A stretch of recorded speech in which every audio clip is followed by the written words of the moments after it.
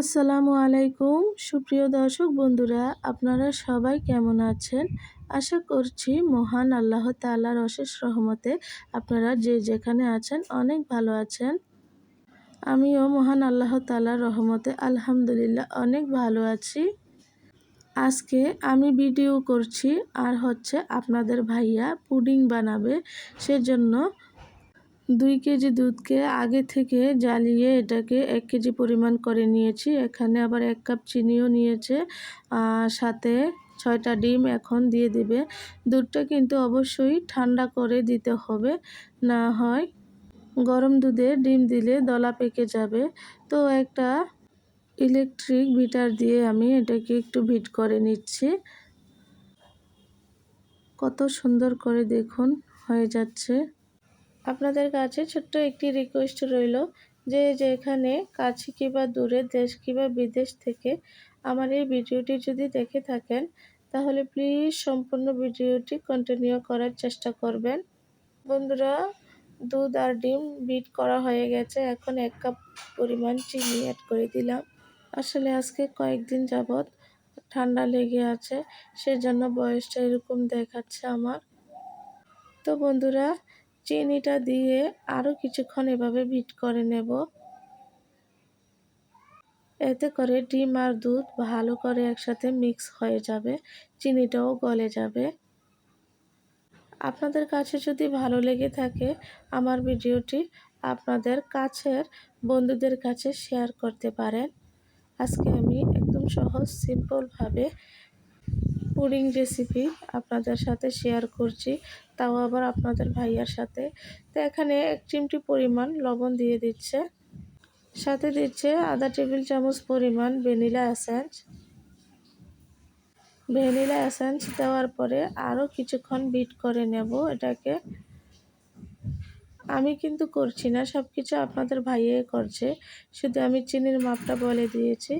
আর essence মানে vanilla essence যেটা, এটা আমি দিয়ে দিয়েছি। আর সম্পূর্ণ কাজ আপনাদের ভাইয়াই করছে আজকে। আমি অসুস্থ, আমার ছেলে আমাকে অনেকবার বলেছে পুডিং বানিয়ে দিতে, দেই নাই, সেজন্য আপনাদের ভাইয়া নিজেই আজকে পুডিং বানিয়ে ফেলতেছে। শেষ পর্যন্ত থাকুন আমার সাথে।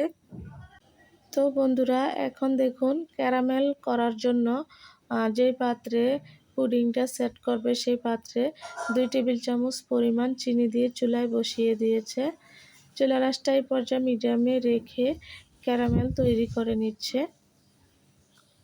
আমার সকল বন্ধুদের কাছে একটি অনুরোধ রইল, প্লিজ আপনারা সবাই লাইক দিয়ে ভিডিওটা দেখা শুরু করবেন।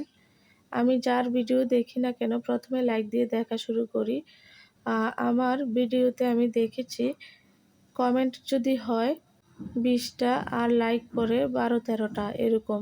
আমাদের বন্ধুরা হয়তো ভুলে যায় লাইকটা দিতে, সেজন্য বলছি আগে থেকে লাইক দিয়ে দেখা শুরু করবেন। তো ব্লেন্ড করা হয়ে গেছে, ক্যারামেলটাও সেট করে নিয়েছে। তো এখন দুধটাকে একটা ছাঁকনির সাহায্যে একটু ছেঁকে নিচ্ছে। এতে করে দুধ আর ডিম থেকে যে ফেনাটুকু উঠেছে সেগুলো ছাঁকনিতে রয়ে যাবে। তো বন্ধুরা, দুধটা ছাঁকা হয়ে গেছে। এখন যেই বাটিতে ক্যারামেল করেছিলাম সেই বাটিতে দুধটুকু ঢেলে নেব। আপনারা অবশ্যই নিচে দেখতে পেয়েছেন একটি স্ট্যান্ড দিয়েছি, আর পরিমাণ মতো পানি দিয়ে দিয়েছি।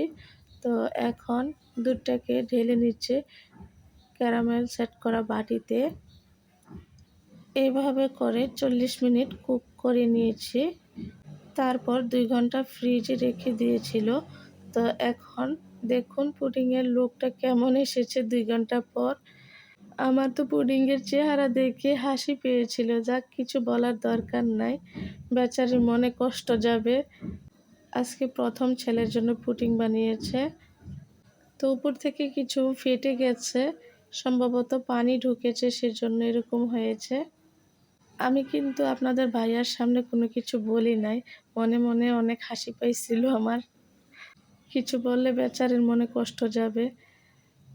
তো বন্ধুরা, এখন এটাকে একটু কেটে আপনাদেরকে দেখিয়ে দিবে কেমন হয়েছে। দেখতে যেমন হোক না কেন খেতে কিন্তু অসাধারণ লেগেছে, খুবই মজা লেগেছে।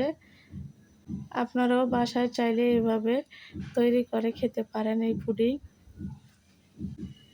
এক পিস কেটে দেখিয়ে দিলাম, মাশাআল্লাহ ভিতরটা অনেক সুন্দর হয়েছে, উপরে যেমনই হোক না কেন। আজকের ভিডিওটি আপনাদের কাছে কেমন লাগলো আমাকে কমেন্ট করে জানাতে কিন্তু ভুলবেন না।